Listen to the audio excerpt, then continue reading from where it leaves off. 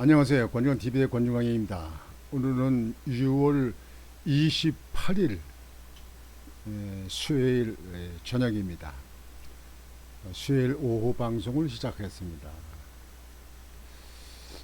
여러분들 한일, 일본과 한국, 한국과 일본, 한일 관계 그 무역 분쟁이 일어나서 문통정부 때 한국의 무역 분쟁을 해서 완전히 통관 절차에 어렵게 만들었잖아요. 근데 윤석열 대통령이 손을 내밀면서 일본은 한국 화이트 리스트를 재지정하게 되었습니다. 화이트 리스트 재지정하면 무역 분쟁은 이제 4년 만에 모든 게 다 끝나는 겁니다. 이제 일본과는 자유롭게 이제 수출입을 할 수 있습니다. 또 수출하는데도 시간이 빨리 결정되고 빨리 결제가 되고요. 일본과 그렇게 가차이 이렇게 우방으로 지내는 것은 우리 국익에 많이 도움이 됩니다. 중국과는 비교가 안 돼요. 뭐 북한하고는 뭐 더군다나 북한은 뭐 완전히 철의 장목으로 되어 있고 뭐 우리가 북한에 대해서 크게 필요한 거 있는 거 원자재나 있을까 뭐 필요한 것도 없잖아요. 그런데도 지금 현재 이 좌파들, 이 민주당에 있는 정치꾼들은요, 일본만 지금 현재 계속 지금 현재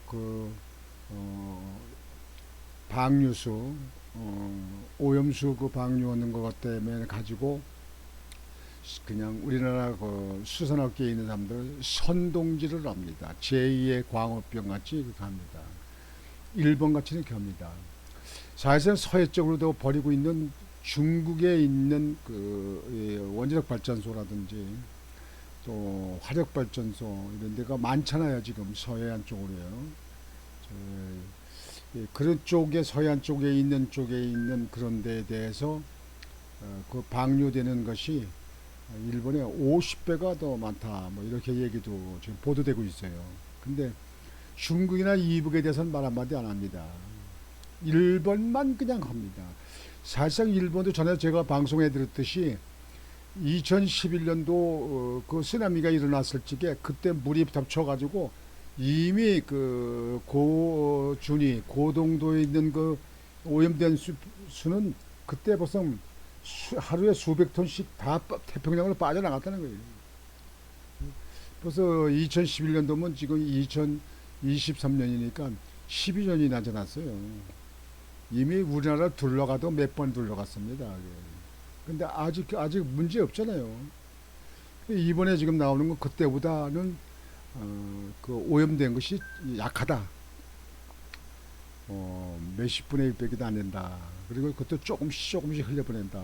그리고 그것도 국제 IAEA 거기서 조사를 해서 그래서 거기에 결과를 봐가면서 내보낸다. 그러는 거 아닙니까? 우리 정부는 지켜보겠다는 얘기 아니겠습니까? 우리나라도 지금 현재 동해안 쪽에 있는 원자력 발전소에서는요, 그 오염수 그거 원자력 발전에 쓴 그 물을 지금 동해안에 흘려보내고 있습니다. 우리나라도 동해 쪽에 원자력 발전소가 많잖아요. 근데 지금 현재 이 좌파들은요, 일본과의 자꾸 문제를 제기해야 무조건 일본을 싫어하는 우리 국민들이 일부에 있거든요. 아무리 일본이 잘해도 무조건 일본을 싫어하는 국민들이 일부 있어요. 뭐 독도 문제도 있고 그래서 일본을 가지고 흔들어야 정치적으로 좀 효과가 있다 이렇게 보는 겁니다. 여하튼지 그거는 앞으로 우리 국민들이 이제 판단할 거고요. 일본이 한국을 화이트 리스트를 다시 재지정했다. 그래서 한일 무역 분쟁이 4년 만에 매듭을 지었다 하는 것에 대해서 여러분들께 보도를 해드리겠습니다. 백색 국가 지정 정령 통과 7월 21일부터 통관 절차 간소화 공급처 다변화 반도체 육성 일 투자 유치 등 효과 기대감 아주 바람직합니다. 저는 일본과 무역에 대해서 마찰은 일어나지 않는 것이 좋다고 생각합니다. 양국의 서로 이익을 위해서 그렇습니다. 우리 후손들을 위해서는 더욱 중요합니다. 한일 양국 간 수출 통관 간소화 조치 화이트 리스트가 4년여 만에 상호 복원됐다. 우리 정부의 화이트 리스트 전 선제 복원은 지난 4월 수출 무역 관리령 개정 착수로 화답한 일본 정부가 제도적 절차를 마무리하면서 주요 전략물자 수출입 절차와 관련한 양국 관계는 통상 마찰 이전 상태로 회복됐다. 잘된 일입니다. 일본 경제산업성은 27일 안보상 문제가 없는 국가에 한해 수출 절차를 간소화하는 화이트 리스트 100세 국가 A그룹에 한국을 재지정하는 내용의 수출 무역 관리령 정령을 강의해서 의결했다고 밝혔다. 2019년 7월 불화수소, 폴리우린 폴리미드, 포트레지스트 등 반도체 3대 핵심 소재의 한국 수출 규제에 나선 지 4년 만에이다. 일본 수출 무역관리령 개정은 오는 30일 공포를 거쳐 7월 21일부터 효력을 발휘하게 된다. 무기 개발 등 목적에 쓰일 수 있는 전략물자 교역을 제한하고 있는 일본은 우방국을 백색 국가로 지정해 심사 절차를 간소화하고 있다. 정령 개정에 따라 첨단 소재, 전자부품 등 품목을 우리나라로 수출할 때 2~3개월이 걸리던 절차가 일주일가량으로 줄어들게 된다. 무역하는 그 회사하는 사람들은요, 엄청난 이게 혜택입니다. 이게 무역을 안 해본 사람들은 이런 거 하나도 몰라요. 이 저 정치꾼들 그 몰라요 이거. 아이고, 뭘 알면서 이렇게 해야 되는데요. 기업을 해봐야 하는 겁니다. 정말 대단한 이거 효과가 있는 겁니다. 일본 정부는 우리 대법원의 강제징용 피해자 배상 판결에 반발하며 2019년 7월 반도체 3개 품목에 대한 수출 규제에 나섰다. 다음 달인 8월 28일부터는 한국을 백색 국가에서 제외하며 노골적 무역 보복에 나섰다. 이에 우리 정부도 같은 해 9월 11일 반도체 3개 품목 수출 규제 조치가 부당하다며 WTO에 제소하고 일주일 뒤인 18일부터는 일본을 화이트 리스트에서 제외하며 강경히 맞대응했다. 얼어붙은 양국 관계는 윤석열 대통령 취임에 따른 정권 교체를 기점으로 분위기가 급변했다.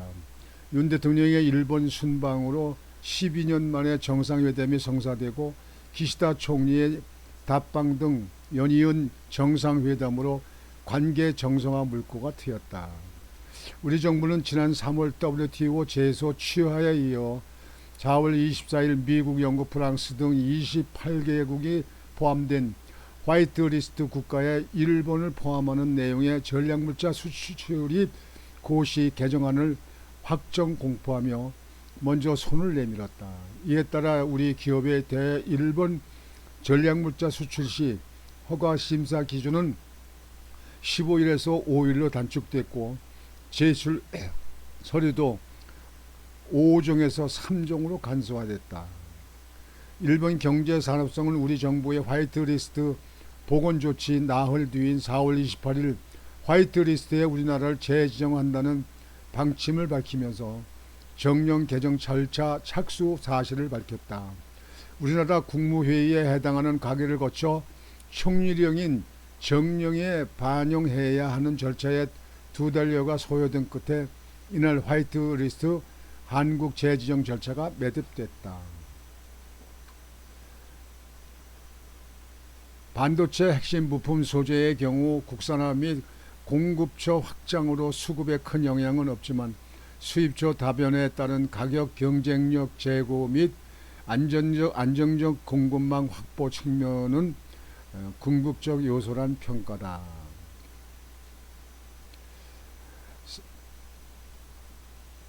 산업부는 지난 3월 대통령의 방일로 양국 간 신뢰 회복의 단초를 마련한 이후 우리 측의 선제적 화이트리스트 원복 조치와 산업부 경산성 간 심도 있는 정책 대화 집중 개최로 수출 통제 분야 양국 간 신뢰가 완전히 회복됐다며 향후에도 이를 바탕으로 다양한 양자 및 다자 수출 통제 현안 관련 일본과의 협력을 긴밀히 추천해 나갈 계획이라고 밝혔다.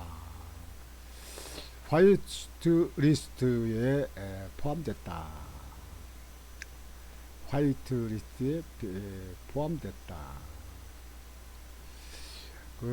여러분들 수출할 적에 수출하는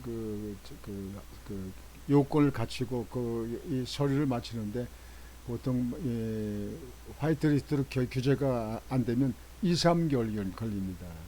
근데 화이트 리스트에 해당이 되면 일주일이면 통관이 되죠. 끝납니다.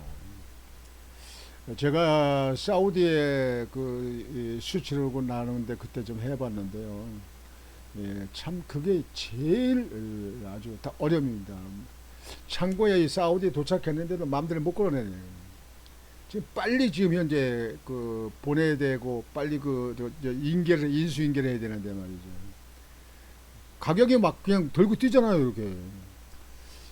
이거 치면 이제 그래서 일본과의 화이트리스트 서로 간에 재지정하는 거는 양국의 큰 이득이 됩니다. 우린 일본과는 하여튼 무역 전쟁이 일으킬 필요가 없습니다. 중국은 믿을 수가 없기 때문에요. 그리고 중국에서 투자하는 우리 기업들 다 지금 손 띄고 나오잖아요.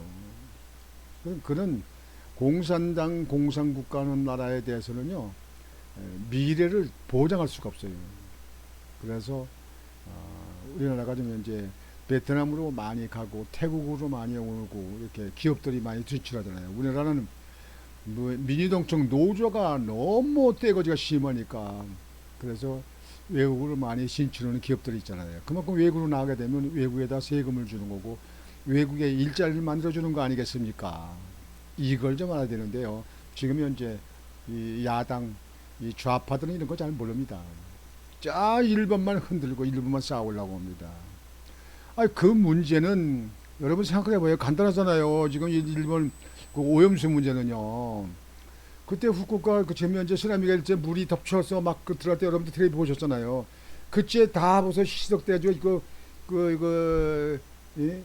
지금보다 많이 고준이 있는 그런 오염 물질이 갖다가 하루에 수백 톤씩 다 흘려내거든요. 태평양으로 다 빠져나간 거예요.